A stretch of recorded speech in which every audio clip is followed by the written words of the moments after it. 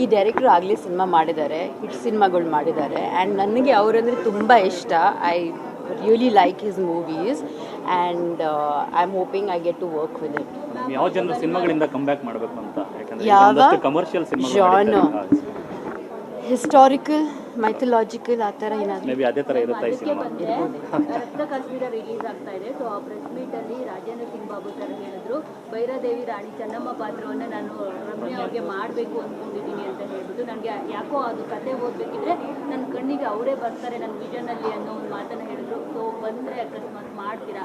ಮತ್ತು ರಕ್ತ ಕಾಶ್ಮೀರ ರಿಲೀಸ್ ಆಗ್ತಾ ಇದೆ. ಸಾರಿ, ಸೊ ಏನು ಹೇಳ್ತೀರಾ ಮಂಗಳ?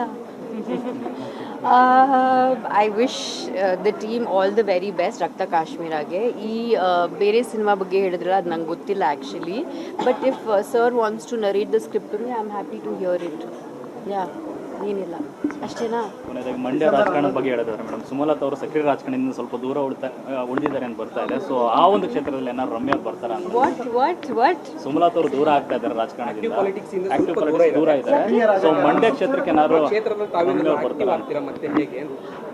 ಅವ್ರಿಗೂ ಅವ್ರು ಆಕ್ಟಿವ್ ಆಗಿದಾರೋ ಇಲ್ವೋ ಅದಕ್ಕೂ ನನಗೂ ಏನಪ್ಪ ಸಂಬಂಧ? ಅದಕ್ಕೋಸ್ಕರ ನಾನು ಯಾಕೆ ಆಕ್ಟಿವ್ ಆಗ್ತೀನಿ? ಮಂಡ್ಯದ ರಾಜಕಾರಣಕ್ಕೆ ಮತ್ತೆ ರೀ ಎಂಟ್ರಿ ಕೊಡ್ತೀರಾ ಅಂತ? ಅದ್ರ ಬಗ್ಗೆ ನಾನಿನ್ನೂ ಏನು ಯೋಚನೆ ಮಾಡಿಲ್ಲಪ್ಪ. ನೀವು ಹೇಳ್ತಾ ಇದ್ದೀರ ಅಂತ ನಾನು ಫಸ್ಟ್ ಟೈಮ್ ನಾನು ಕೇಳ್ತಾ ಇದ್ದೀನಿ ಆ್ಯಕ್ಚುಲಿ. Anything else? ಡಿಸೆಂಬರ್ 11 ಬರ್ತಿದೆ madam. I wish them all the very best. ಇನ್ನೇನು ಹೇಳಲಿ ನಾನು? Thank you.